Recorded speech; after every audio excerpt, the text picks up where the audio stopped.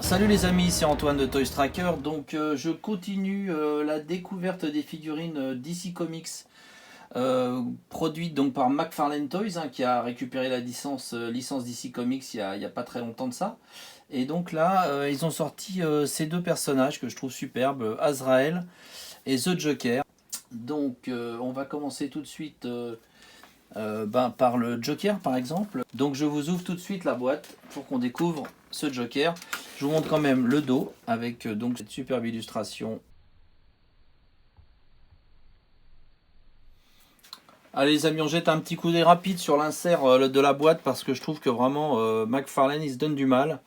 Il y a une belle illustration au dos de la boîte, il y a un bel insert avec qui reprend des couvertures de comics d'ici. Ok les amis, donc je vous ai mis le Joker sur le petit plateau tournant, donc The Joker version Batman White Knight. Le Joker en fait qui est sous son apparence on va dire civile, hein, humaine, qui est Jack Napier, puisque dans le comics White Knight il appartient à une unité qui s'appelle la Gotham Terrorist Operation Unit et donc c'est une tenue assez inhabituelle pour lui, il n'est pas en Joker. Donc moi j'aime beaucoup ce look qui fait justement un peu équipe d'intervention, un peu avec cette veste, avec toutes ses poches. Donc ça c'est un petit plastique souple qui donne un bon look tissu cuir on va dire. J'aime beaucoup les manches remontées comme ça sur les avant-bras, les gants. Bon le gun énorme, donc ça c'est vraiment la touche Joker pour le coup, hein. Voilà, donc un canon qui est très long pour cette arme. Donc ça c'est son gun. Le Joker, donc il a donc une tête alternative que je vais lui mettre tout de suite. Comme ça vous verrez ce que vous préférez. Voilà. Donc là on a notre ami le Joker avec sa bonne tête de malade mental. Bon, elle est bien aussi cette tête. Je sais pas, les deux têtes me plaisent. Moi, je sais pas si j'ai une préférence. Voilà, donc au niveau des articulations, on a des doubles articulations au genou, comme vous le voyez là. Également double articulation au coude, hein. On voit bien ici les deux petits rivets ici. Les articulations sont bonnes, hein. On peut faire le grand écart, on peut faire les abdos, il n'y en a pas beaucoup. Non, les abdos, il n'y en a pas du tout même. Il n'y en a pas du tout parce que quand on force un peu, ça revient dans sa position initiale. La tête peut tourner, oui, elle peut tourner. Vous avez également une articulation, ce qui n'est pas toujours le cas au niveau de l'épaule, on va dire. Donc ça, c'est pas mal aussi, ça fait une articulation en plus. Le poignet est également bien articulé avec cette articulation en boule ici, hein, voilà.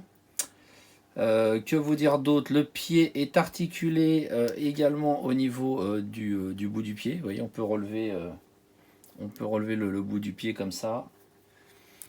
Et c'est également une boule au niveau de la cheville. Donc vous avez aussi des articulations ouais, super bien articulées.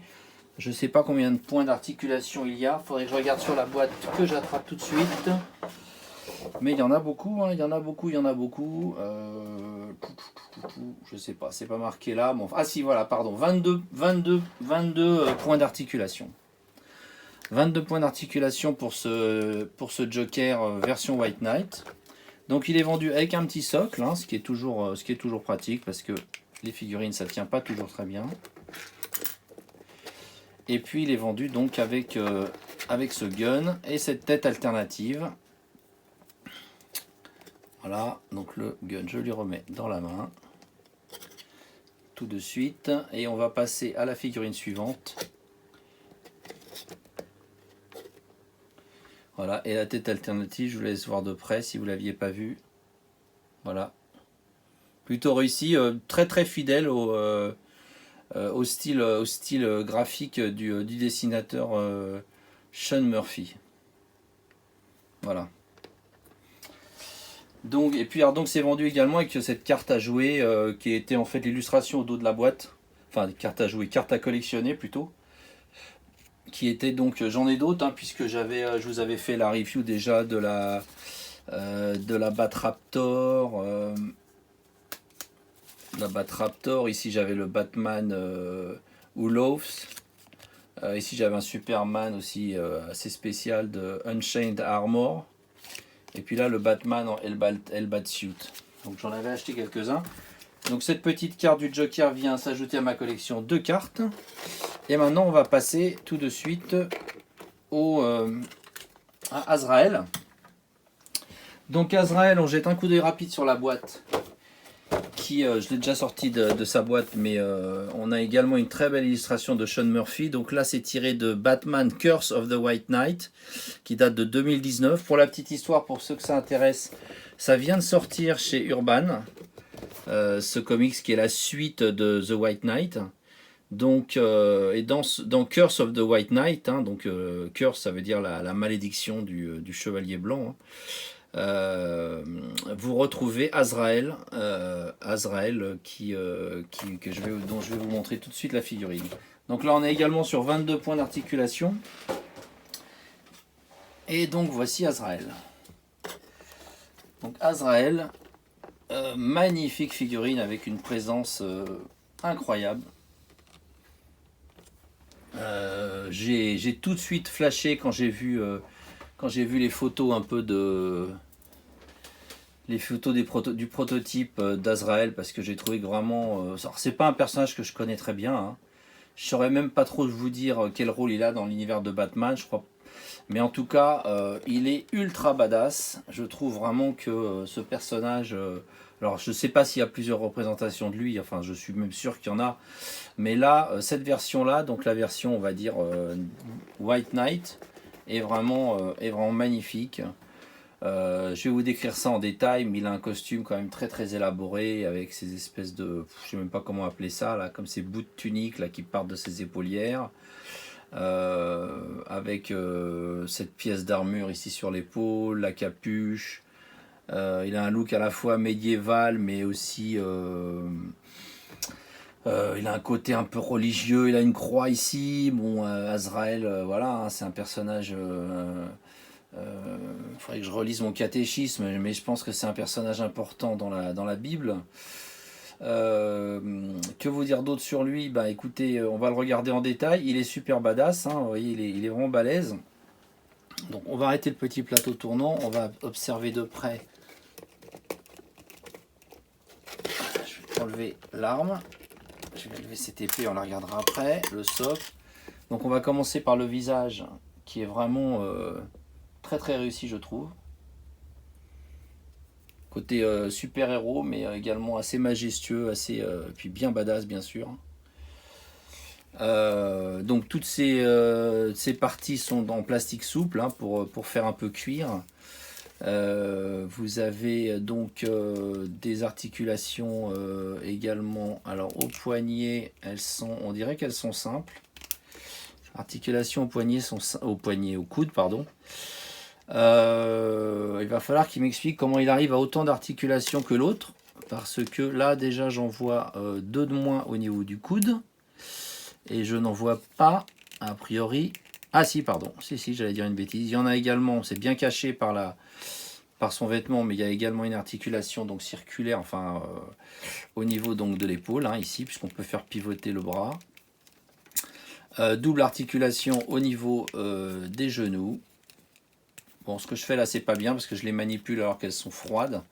Enfin, elles sont froides, elles sont pas glacées, mais superbe grand écart.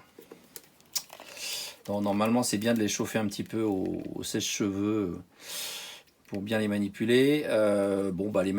Après, c'est les mêmes articulations, mais c'est vrai qu'au niveau du coude, moi, je n'en vois qu'une. Donc, la 22e, où est-ce qu'elle est? Peut-être un peu d'abdos. On dirait qu'il y a plus d'abdos quand même, hein, vous voyez, que le Joker qui lui n'en avait pas du tout. Alors, on sent pas vraiment on sent qu'il y a des abdos au niveau à la fois au niveau du thorax et peut-être même au niveau du bassin. Non, a priori c'est juste au niveau du thorax, mais c'est vrai que il peut se pencher, vous voyez, comme ça. J'aime beaucoup également l'armure, dorée comme ça, dans un plastique donc plus dur. Alors l'épée, elle est très belle également parce qu'elle a cette flamme qui peut se retirer. Donc voilà l'épée comme ça. Donc ça donne un effet vraiment superbe, fantastique. Hein. Et puis là on peut retirer donc la flamme. Et donc on retrouve avec Jésus sur la croix. Hein. Donc je ne devais pas te dire trop de bêtises tout à l'heure quand je parlais de... sinon de la Bible, en tout cas des évangiles. Il doit y avoir quelque chose avec Azraël. Il faudrait que je relise. Je vais relire rapidement les évangiles et la Bible et puis je vous ferai un petit compte rendu. Voilà. Que vous dire d'autre sur ce perso? Vous voyez, on remet comme ça, comme une sorte de fourreau, de flamme. Ah, je me sens l'âme d'un poète aujourd'hui. Voilà. Donc super personnage, hyper badass. Vraiment j'adore. Majestueux ce personnage. Alors on peut regretter des petits détails, on peut regretter que ben voilà, la petite chaîne avec la croix, là, que ce soit pas un petit accessoire en effet. On peut regretter que le couteau, là, vous voyez, soit juste moulé dans la figurine. Hein. C'est pas un petit couteau qu'on peut retirer. Bon ben c'est là où on voit la différence entre une figurine à 20 euros, 25 euros, et puis une figurine comme par exemple les Mythiques Légion ou d'autres où on monte sur des... Quoi, les Mythiques Légion, il y a aussi des... Vous voyez les os là, ils sont... enfin bon, je m'égare. Non, c'est pas forcément une question de prix, mais c'est vrai que on pourrait. Alors, on peut peut-être parler des Mezco par exemple. C'est vrai que sur les Mezco 112, bon bah là voilà, quand vous avez ça, ben il y a une petite dague qui sort de son fourreau. Quand il y a une petite chaîne comme ça, on peut l'enlever, etc. Mais on est sur des figurines qui sont à 80, 90, 100 euros. Là, on est sur des figurines qui sont à des prix extrêmement compétitifs. Puisqu'on les trouve. Alors moi, je les ai payés combien? Je les ai payés 24,99. Pour des figurines de cette qualité, de cette taille, avec ce nombre de points d'articulation, c'est assez exceptionnel. Donc il ne faut pas trop en demander non plus, même si c'est bien d'être toujours exigeant avec les fabricants. Mais là, je trouve qu'on a vraiment une magnifique figurine hyper badass. Avec, je vous montre sa carte à collectionner. Donc Azraël, tiré de... Donc une illustration toujours de Sean Murphy, qui est tirée de Batman Curse of the White Knight, qui, je le rappelle, donc vient de sortir chez Urban. J'ai vu ça hier dans un magasin. Voilà, je fais pas de la pub pour Urban. Enfin, si, je peux faire de la pub pour Urban, parce qu'ils font plutôt du bon boulot.